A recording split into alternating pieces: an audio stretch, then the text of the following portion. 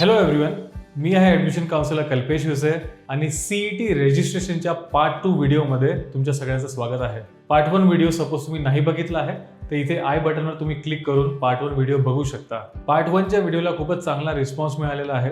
तुमचे जितकेही प्रश्न होते ते आम्ही सॉल्व्ह केले आणि ह्या व्हिडिओमध्ये सुद्धा आम्ही खूप डिटेलमध्ये व्हिडिओ बनवू सो दॅट एक एक गोष्ट सॉल्व्ह होणार. आणि त्याच्यानंतरही तुम्हाला काही प्रश्न असले तर नक्की तुम्ही कमेंट करू शकता आणि आम्ही पूर्ण प्रयत्न करू त्यांचे उत्तर द्यायला. Right, let's begin with today's video. This is the part 2 of CET registration. Part 1च्या रजिस्ट्रेशनमध्ये बेसिक डिटेल्स आपण कंप्लीट केले आहे. पेंडिंग ज्या गोष्टी आहेत त्या आज आपण पार्ट 2 मध्ये करूया. Right, the first thing is to log in. ह्या ज्या लॉग इन डिटेल्स आहेत त्या डेफिनेटली तुमच्याकडे आहेत. वर्स्ट केस तुमच्याकडे नसणार तर इथे रिसेट पासवर्डचा ऑप्शन सुद्धा आहे आणि तुम्हाला ऑलरेडी एक SMS आलेला आहे ज्याच्यामध्ये तुमचा ID आहे. Right, the first thing is मी ऑलरेडी गोष्टी सेव्ह करून ठेवल्या आहे तर मी क्लिक करणार साइन इनवर. क्लिक केल्यानंतर हा एक इंटरफेस मिळणार आपल्याला. तर प्रोफाईल ऑलरेडी आपण क्रिएट केलेला आहे जो तुम्ही डेफिनेटली एडिट करू शकता तुम्हाला करायचं असणार तर. बट आज आपण बघू की रजिस्ट्रेशन, मेन रजिस्ट्रेशन जे आहे CETचं ते कसं करणार. आता माझं जे काम आहे ते प्युअरली इंजिनिअरिंग ॲडमिशन काउन्सिलिंगचं काम आहे. तर मोस्ट ऑफ दी गोष्टी ज्या मी डिस्कस करणार या इंजिनिअरिंग ॲडमिशनच्या पॉईंट ऑफ व्ह्यूने असणार. Right, I am not interested in MBA or any other counselling, not even PCB counselling. मी एक प्युअरली इंजिनिअरिंग ॲडमिशन काउन्सिलर आहे. त्याच्यामुळे माझं जे मोस्ट ऑफ द डिस्कशन आहे ते त्याच्या अराउंडच रिव्हॉल्व करणार. Right, the first thing is CET registration. आपण इथे क्लिक करू. राईट, आता त्याच्यानंतर आपल्याला एक OTP येणार. तो OTP जो आहे तो आपण एंटर करूया. OTP आलेला आहे आणि OTP आपला आहे 907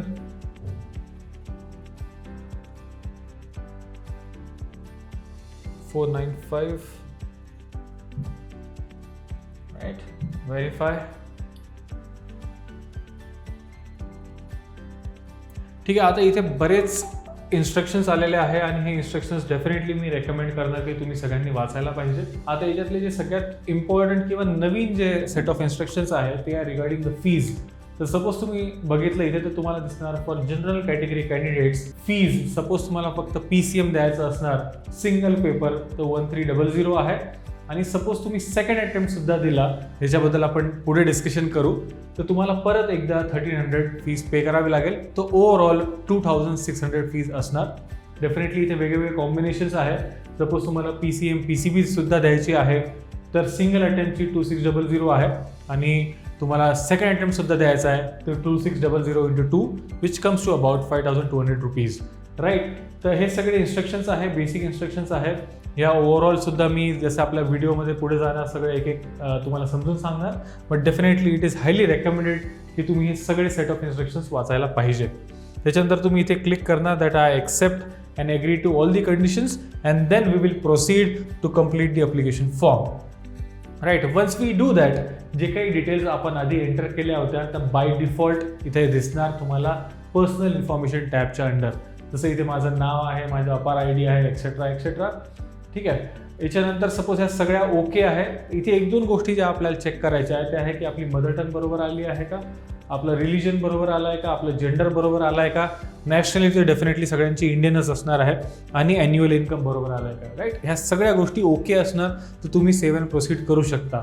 वर्स्ट केस याच्यामध्ये काही एरर आहे तर जसं आपण आधी बघितलं होतं राईट साईडला प्रोफाईल, तुम्ही तिथे प्रोफाईलवर क्लिक करू शकता, एडिट करू शकता आणि जे काही एडिट केलेली इन्फॉर्मेशन आहे तुम्हाला इथे परत रिफ्लेक्ट होणार. Right, next moving on. आता आपल्याला ॲड्रेस टॅबवर त्यांनी आणलेलं आहे तर जे काही ॲड्रेसेस तुम्ही इनिशियली टाकले होते ते इथे रिफ्लेक्ट होणार. जसं आता माझा ऑफिसचा ॲड्रेस इकडे अवेलेबल आहे पुण्याचा, तर हे सगळं इथे तुम्हाला दिसणार आणि if everything is okay you can again click on save and proceed. Right, moving on आपल्याला थर्ड टॅबवर घेऊन जाणार जिथे आता आपण ॲक्च्युली जी आपली मेन प्रोसेस आहे त्याच्यात आलेलो आहे which is domicile and category details. In fact ह्या सुद्धा आपण ऑलरेडी एंटर केल्या होत्या जेव्हा आपण इनिशियली फॉर्म भरला होता. बट स्टील आता आपण इथे एकदा परत चेक करू की या सगळ्या इन्फॉर्मेशन बरोबर आहे का. So the first thing is are you a person with disability आणि इथे क्लिकेबल सुद्धा नाही आहे कारण की इनिशियली जेव्हा आपण पार्ट 1चा फॉर्म फिल केला होता त्याच्यामध्ये आपण येस किंवा नो सिलेक्ट केलं होतं. Moving on, the next point आहे तो आहे ऑर्फन इन्फॉर्मेशन. त्याच्यानंतर आहे कॅटेगरी इन्फॉर्मेशन. त्याच्या अंडर लिहिलं आहे are you domicile in the state of Maharashtra आणि जे तुम्ही इनिशियली पार्ट 1 मध्ये फॉर्म फिल करताना मेन्शन केलं होतं ते इथे रिफ्लेक्ट झालेलं आहे. नेक्स्ट पॉईंट आहे कॅटेगरी ऑफ द कॅन्डिडेट. याच्यावर तुम्ही क्लिक करून तुमची जी काही कॅटेगरी आहे ती सिलेक्ट करू शकता. थोडं हे एक्झाम्पल कॉम्प्लेक्स करण्यासाठी मी एक ओबीसी कॅटेगरी सिलेक्ट करतो, कारण की त्याच्यानंतर बरेच प्रश्न विचारले जातात. ओबीसी सिलेक्ट केल्यानंतर तुम्हाला विचारत आहे select caste to which you belong. आता इथे मी सध्या एक्झाम्पलसाठी कुठली पण कास्ट जी मला ठीक वाटत आहे किंवा रँडमली मी एक सिलेक्ट करते. फॉर एक्झाम्पल बारी इज 13. सपोज मी ही कास्ट सिलेक्ट केलेली आहे. तर त्याच्यानंतर तो मला विचारत आहे do you possess caste certificate, आणि माझ्याकडे आहे फॉर एक्झाम्पल, तर I can say available. Suppose मी इथे अवेलेबल केलं तर मला इथे तो प्रश्न विचारत आहे की कास्ट सर्टिफिकेट नंबर काय आहे, राईट. सपोज तुम्ही इथे नो केलं, लेट अस अज्यूम की अप्लाइड बट नॉट रिसिव्ड, तर परत मग तो विचारणार की रिसिप्ट नंबर काय आहे. आणि सपोज मी नॉट अप्लाइडवर सिलेक्ट केलं तर तुम्हाला काही विचारणार नाही, राईट. बट सध्या माझ्याकडे अवेलेबल आहे, तर मी इथे क्लिक करणार अवेलेबल आणि मला तो विचारणार कास्ट सर्टिफिकेट नंबर. आता कास्ट सर्टिफिकेट नंबर कुठे असते हे मी तुम्हाला दाखवतो. तर इथे जे तुम्ही बघत आहे हे कास्ट सर्टिफिकेट आहे, आणि कास्ट सर्टिफिकेटमध्ये इथे जो नंबर आहे 12841 वाला, तो नंबर तुम्हाला इथे टाकावा लागेल इन कास्ट सर्टिफिकेट, राईट. तो टाकल्यानंतर तो विचारता तुम्हाला do you poses validity certificate. हे सुद्धा माझ्याकडे आहे, तर मी क्लिक करणार अवेलेबल, आणि ते अवेलेबल केल्यावर इथे तुम्हाला विचारत आहे की तुमचा caste validity certificate number enter करा. तर तो कुठला नंबर आहे आपण बघूया. हे आहे सर्टिफिकेट ऑफ व्हॅलिडिटी, राईट. आणि इथे जो नंबर आहे ED 2021-00311291 हा कास्ट व्हॅलिडिटी नंबर आहे जो इथे मी एंटर करणार. आता लेट अस अज्यूम की तुम्ही अप्लाय केलेला आहे व्हॅलिडिटीसाठी, बट तुमच्याकडे अवेलेबल नाही आहे ॲट द मोमेंट. तुम्ही इथे क्लिक करणार आणि तुम्ही लिहिणार अप्लाइड बट नॉट रिसिव्ड, आणि ते क्लिक केल्यानंतर तुम्हाला वेगवेगळे टॅब झालेले आहेत, तिथे इन्फॉर्मेशन फिल करावे लागेल. फर्स्ट इन्फॉर्मेशन आहे की caste validity certificate application number, application date, issuing authority, issuing district, ह्या सगळ्या गोष्टी. आणि फायनल पॉईंट आहे तो आहे minority information. Do you belong to minority category. जसं आपण पार्ट 1 मध्ये डिस्कशन केलं होतं की आपल्याकडे रिलिजियस मायनॉरिटी आणि लिंग्विस्टिक मायनॉरिटी आहे. सपोज तुम्ही रिलिजियस किंवा लिंग्विस्टिक मायनॉरिटीला बिलॉंग करता तर डेफिनेटली तुम्ही इथे येस करू शकता. आता अज्यूम करू की तुमची जी कॅटेगरी आहे ती ओपन कॅटेगरी आहे. त्या केसमध्ये आपण इथे क्लिक करू आणि ओपन सिलेक्ट करू. ओपन सिलेक्ट केल्यानंतर तुम्हाला इथे विचारलं जाणार तुमचं कास्ट नेम. फॉर एक्झाम्पल तुम्ही ब्राह्मण आहात तर प्लीज इथे ब्राह्मण एंटर करा. त्याच्यानंतर अजून एक जे ऑप्शन आहे ते आहे do you want to apply under the EWS category.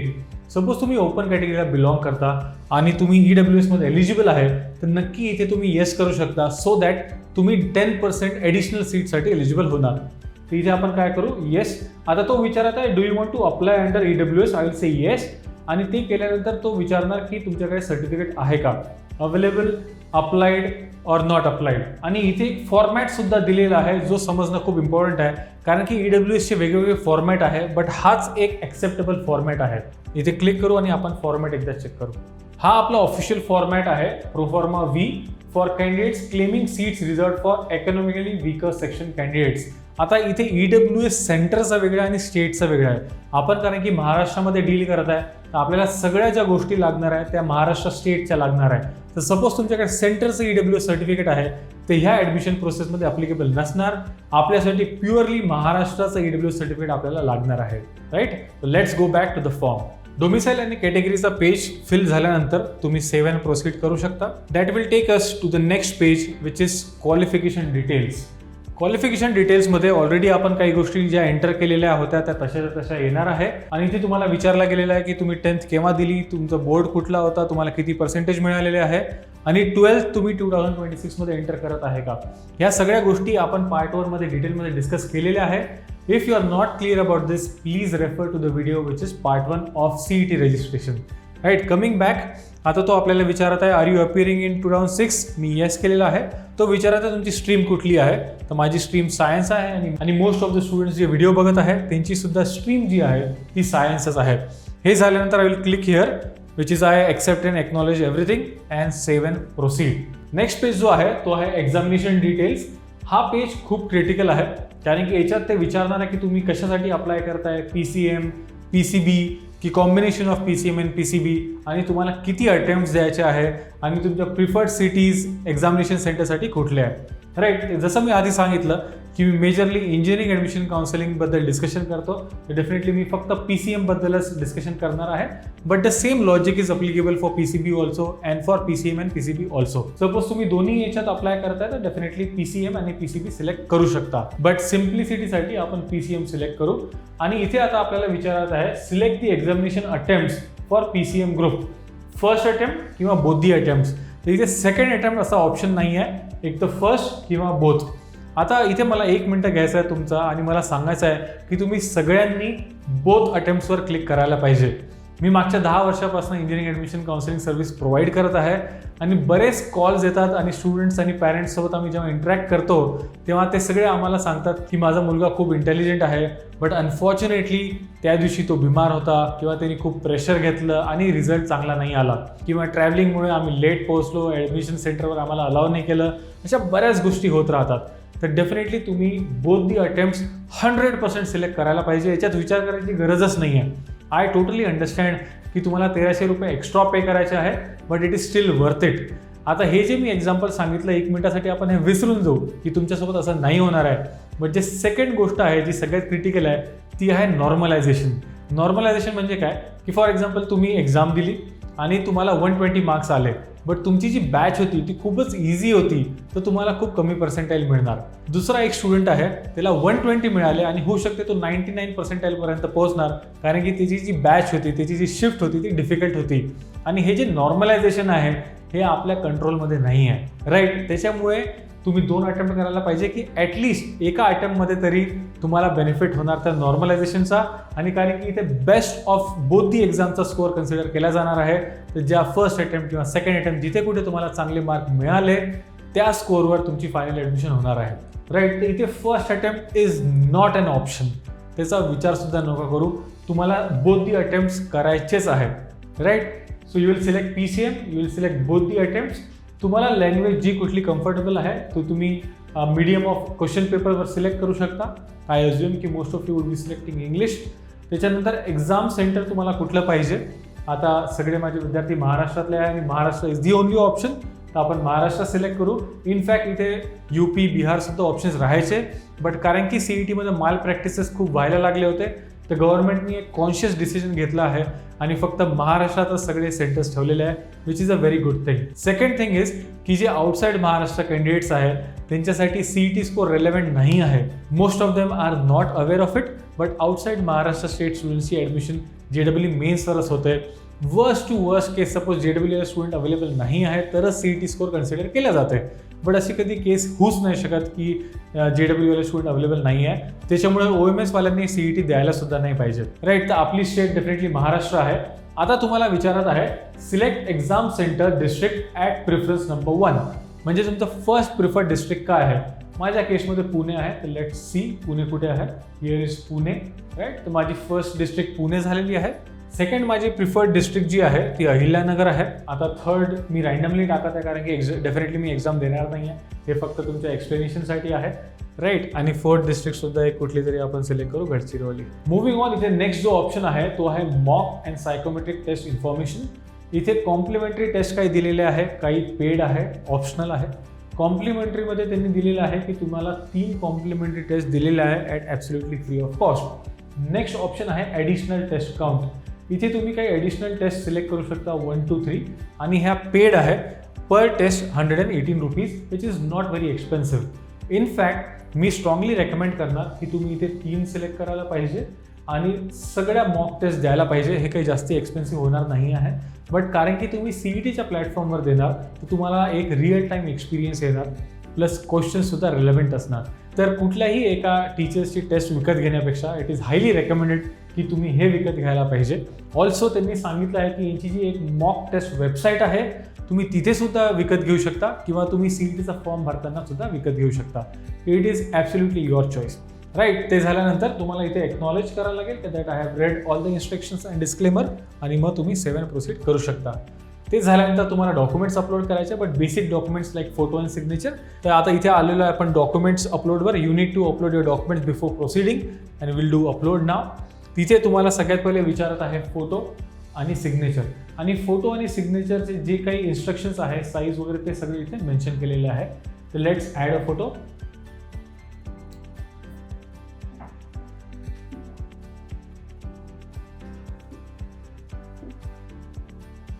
Photo add झाल्यानंतर आपण इथे सेव्ह करू.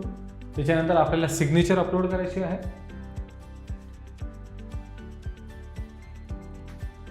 नेक्स्ट आहे सिग्नेचर अपलोड करणे. Will click on browse files. जी काही सिग्नेचर आहे तुम्ही सिलेक्ट करणार, डन, सेव्ह, एक्झॅक्टली क्रॉप करा, जशी तुमची सिग्नेचर आहे तशी क्रॉप अँड अप्लाय.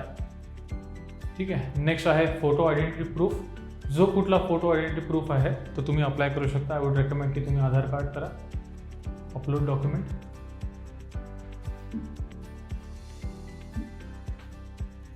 नेक्स्ट हे सगळं अपलोड झाल्यानंतर तुम्हाला क्लिक करायचं आहे सबमिट बटनवर.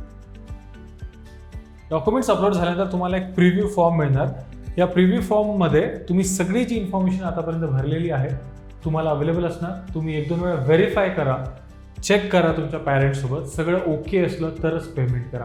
ह्याच्यात सगळी इन्फॉर्मेशन आहे, तुमचा नेम, ॲड्रेस, कॉन्टॅक्ट डिटेल्स, त्याच्यानंतर तुमची काय कॅटेगरी सिलेक्ट केलेली होती, तुमचे SSCचं क्वालिफिकेशन, तुमचं 12चं क्वालिफिकेशन आणि मोस्ट इम्पॉर्टंटली तुमचा एक्झाम सेंटरसाठी तुम्ही काय सिलेक्ट केलं आहे, PCM की PCB, किती अटेम्प्ट सिलेक्ट केले आहे आणि तुमचे जे प्रिफर्ड डिस्ट्रिक्ट आहे त्या सगळे अवेलेबल आहेत. हे सगळं ओके असल्यावर तुम्ही आय कन्फर्मवर क्लिक करणार. सगळं परफेक्ट असल्यावर तुम्ही कंटिन्यूवर क्लिक करू शकता. त्याच्यानंतर तो तुम्हाला विचारत आहे self confirmation. Please check the details filled in the application form carefully before making the payment. After making the payment, you will not be able to make any changes in the application form details. खूप crucial point आहे, कारण की for example आज तुमच्याकडे OBC certificate नाही आहे but तुम्हाला मिळत असणार, तर let's wait and watch. Suppose तुम्ही आता ओपनमध्ये अप्लाय केलं तर तुम्हाला चान्स नसणार आहे हा फॉर्म परत भरायसाठी, right. So please be 100% sure and then only proceed. Are you sure you want to proceed with the payment? I am sure. So click on yes. एकदा तुम्ही येसवर क्लिक केल्यावर तो कॅल्क्युलेट करणार की तुमची फीस किती होणार आहे, डिपेंडिंग अपॉन की तुम्ही PCM सिलेक्ट केलं आहे की PCM आणि PCB सिलेक्ट केलं आहे आणि किती अटेम्प्ट सिलेक्ट केले आहे, राईट. तर माझ्या केसमध्ये मी नंबर ऑफ अटेम्प्ट्स PCMचे 2 केले होते, त्याच्यामुळे जी कॉस्ट आलेली आहे ती आहे 1300 × 2 विच इज 2600. त्याच्यानंतर मी पेड मॉक टेस्टसुद्धा 3 सिलेक्ट केल्या होत्या, त्याच्यामुळे त्याची कॉस्ट 354 आलेली आहे आणि जी टोटल कॉस्ट आहे ती आहे 2954. I'll click on this and I'll click on proceed to payment. Proceed to payment केल्यानंतर तुम्हाला बरेच पेमेंट ऑप्शन्स मिळणार, ज्याच्यामध्ये डेबिट कार्ड आहे, pay with UPI, net banking, wallet etcetera. Generally UPI is the most preferred. तुम्ही इथे UPI ID तुमचा enter करू शकता आणि मेक माय पेमेंटवर क्लिक करू शकता, किंवा सरळ तुम्ही पे विथ UPI QR सुद्धा करू शकता, जे सगळ्यात इझिएस्ट मेथड आहे. QR कोड जनरेट झाला, याला स्कॅन करा आणि पे करा. पेमेंट कंप्लीट झाल्यावर तुम्हाला एक एक्नॉलेजमेंट मिळणार आणि हे जे एक्नॉलेजमेंट आहे हे फायनल आहे. याच्यानंतर तुम्ही एडिट काही करू शकत नाही. नंतर डायरेक्ट तुम्हाला ॲडमिट कार्ड मिळणार. त्या ॲडमिट कार्डमध्ये तुमचं जे काही सेंटर आहे, तुमचं कॉलेजचं नाव, तुमचं डिस्ट्रिक्टचं नाव सगळं काही मेन्शन असणार आहे, right. So this is how the process is. It's not very much complex. तुम्हाला काही पण डाऊट असला तर नक्की तुम्ही आम्हाला कमेंट करा. Will immediately try to solve all of your questions, right. आजपासून ऑलमोस्ट 1 महिना आहे. 12 फेब्रुवारी लास्ट डेट आहे तुमचं रजिस्ट्रेशन कंप्लीट करण्यासाठी. ती सुद्धा जनरली 1 वीकनी पोस्टपोन होते. हा फॉर्म पोस्टपोन होणार आहे म्हणून उशिरा भरायचा का, असं काही नाही. बट डेफिनेटली 5 दिवसांनी, 10 दिवसांनी, 15 दिवसांनी तुम्ही फॉर्म भरू शकता. सपोज तुमचे काही डॉक्युमेंट्स पेंडिंग असणार, त्याच्यासाठी तुम्ही वाट बघत असणार, तर that is absolutely fine. One more and a very important thing, की हा जो फॉर्म आहे CET अप्लिकेशन फॉर्म आहे, याच्यानंतर आपण कॅप अप्लिकेशन फॉर्म भरणार आहे at the time of admission. त्यावेळेस सुद्धा बरेच डॉक्युमेंट्स आपण अपलोड करू शकतो, खास करून आपले caste related. For example caste certificate, caste validity, non criminal, या 3 पैकी कुठलीही गोष्ट आज तुमच्याकडे अवेलेबल नाही आहे, तुम्ही नो करा, काही प्रॉब्लेम नाही आहे. कॅप रजिस्ट्रेशनच्या टाईमला आपण येस करू आणि सगळ्या डिटेल्स तिथे एंटर करू, राईट. तर nothing to worry. It's a very easy आणि simple form. My sincere recommendation is की 2 अटेम्प्ट्स नक्की द्या, right. That's it from my side. See you again in the next video. Thank you.